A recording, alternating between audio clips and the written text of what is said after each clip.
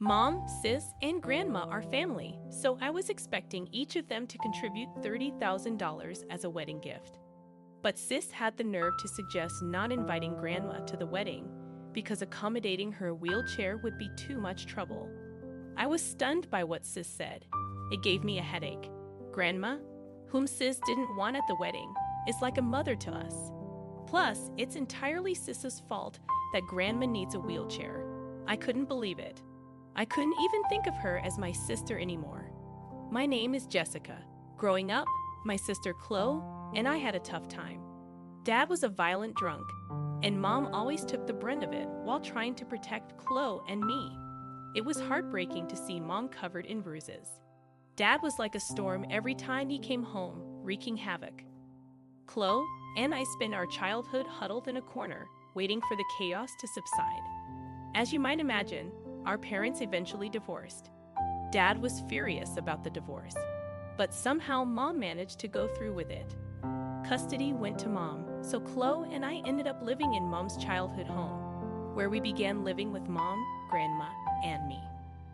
Grandma was incredibly kind to us, showering us with love to heal our emotional wounds. Since Mom was working full-time, Grandma took care of most household chores. She cooked our favorite meals, taught us the names of flowers in the garden, and instilled good manners in us. I can't thank Grandma enough for all she did. So, I couldn't understand Chloe's gradual change of heart. Around the time she hit her rebellious phase, Chloe started to change. She often hung out with a bad crowd and stopped studying altogether. Even at home, she'd grumble and tell us to move whenever she passed us in the hallway or on the stairs. Chloe's bad attitude was a constant concern for me, Mom, and Grandma. But things reached a breaking point when Chloe was in college. By then, Chloe regularly came home in the early morning hours, often drunk. It reminded me of the worst of Dad. Then, one day, the incident happened. Chloe came home drunk from a club party. I was already disgusted by her wandering around the house so carelessly when it happened. "Hey, Grandma, you're in the way. Move," Chloe said as Grandma was slowly descending the stairs due to her bad back. Chloe knew this, yet she pushed Grandma from behind, causing her to lose her balance from the sudden shove. While holding onto the handrail, Grandma fell down the stairs, and we had to call an ambulance. Mom and I were furious with Chloe. Pushing an elderly person is just unthinkable. Even with the ambulance arriving, Chloe tried to justify herself, saying she barely touched Grandma and couldn't believe she fell from just that. Grandma ended up fracturing her leg and worsening her already bad back, which resulted in a hospital stay. I visited Grandma daily, encouraging her as she diligently worked through her rehab. Yet Chloe never once came to visit. How could she do this to Grandma, who has always taken care of us? I'd say in rage, to which Grandma would always reply, "It's okay, it's fine," though her smile didn't quite reach her downturned eyebrows, showing she was saddened by Chloe's actions. Grandma worked hard in rehab, but ultimately had to adjust to life in a wheelchair. None of us had ever thought this would happen, and our house was not equipped for it. We made some adjustments, like installing ramps, but it was a challenging transition. Grandma was deeply saddened by her new limitations. While I was in college, I had the time to help Grandma, but it became difficult after I started working. We told Chloe, who was still a student, that she was the reason Grandma was in a wheelchair now, so she should help her when she's home. However, our words fell on deaf ears. While scrolling through her phone, Chloe would respond with a careless "yeah, and continued her partying and drinking, never assisting Grandma when she needed it.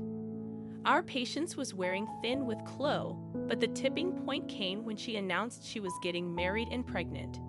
She arrogantly apologized for getting married before me, stating she's the beautiful one and marrying up.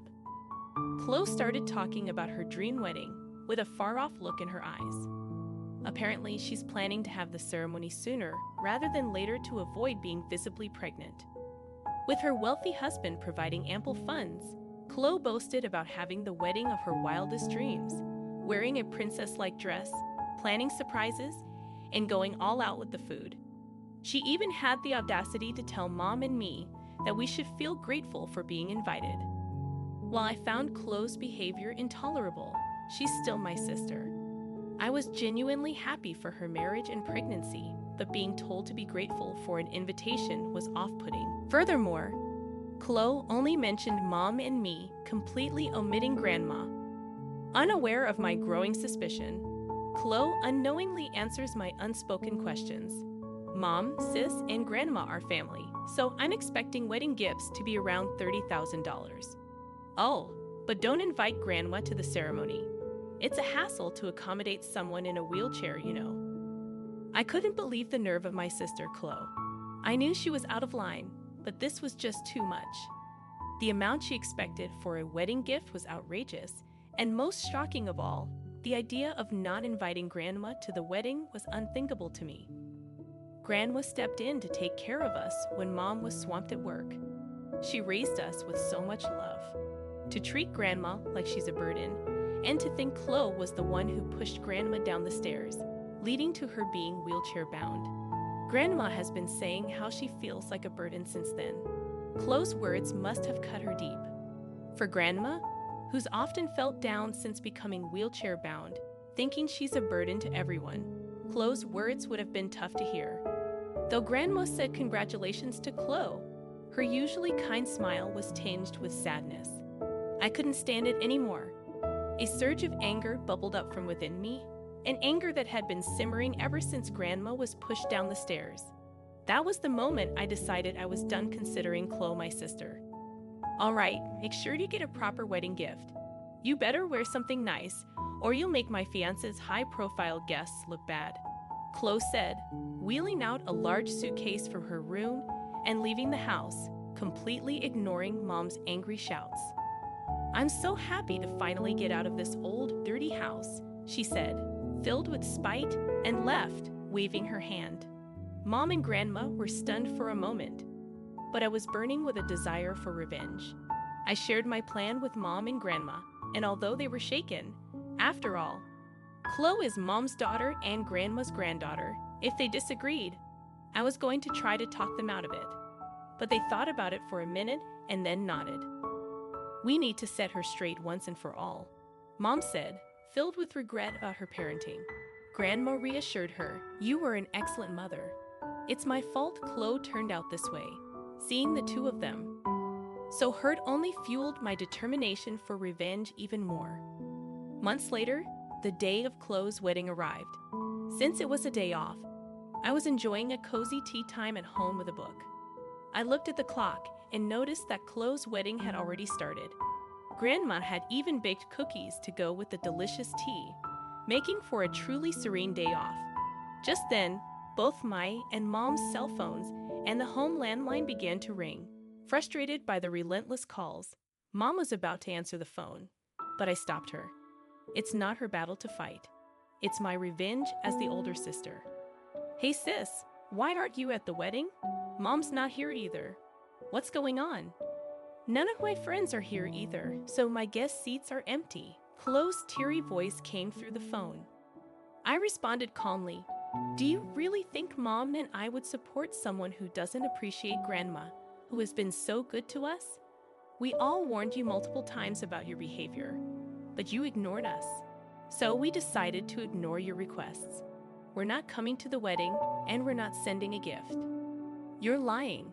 You told my friends not to come, didn't you? I don't know your friends. If they're not there, doesn't that just show you're not as lep as you thought? Chloe's voice was filled with sorrow, but I had more to say. By the way, we sold Grandma's house and moved. We're not telling you where, what, why wasn't I informed? We don't want you to come. You've made Grandma's life miserable.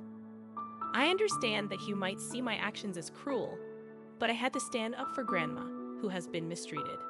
Chloe, the one who forced Grandma into a wheelchair is you.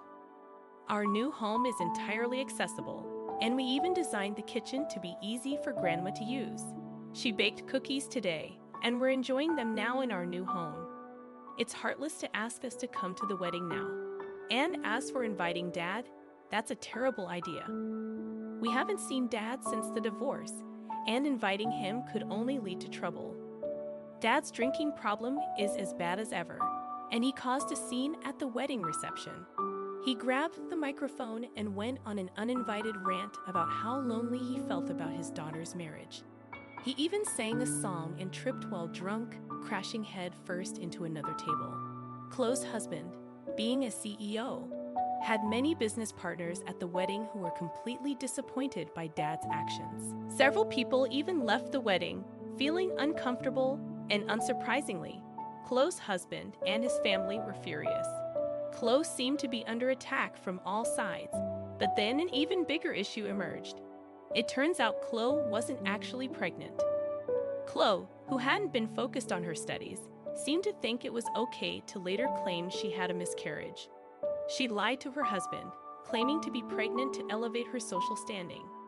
Her husband became suspicious when Chloe's belly didn't grow, and upon investigating, he quickly uncovered her lie. Between Dad's antics at the wedding and her own dishonesty, Chloe's husband was understandably furious. Divorce is now on the table, and she's even facing demands for financial compensation in the divorce proceedings.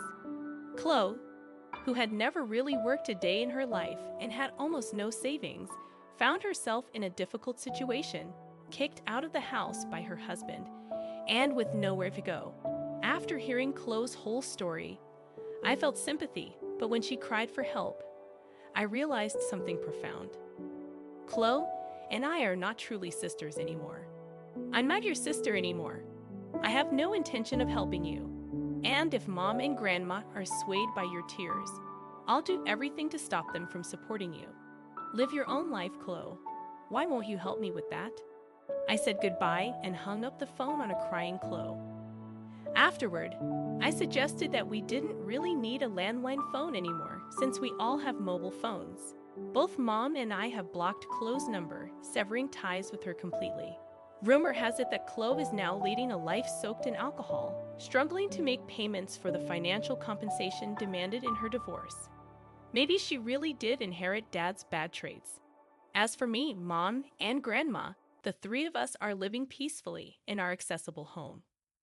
Grandma can now do many things she couldn't do before. She can cook her favorite meals and do laundry, and she shows a brighter smile, feeling that she contributes to the family. Mom's job is still demanding, but she seems a bit more relaxed now that Chloe, the problematic child, is out of the picture. As for me, without the constant worry about Chloe potentially hurting Grandma, I can focus better on my work. My hard work has been acknowledged, and my superiors see a bright future for me. While taking good care of Mom and Grandma, I'm living my days in happiness.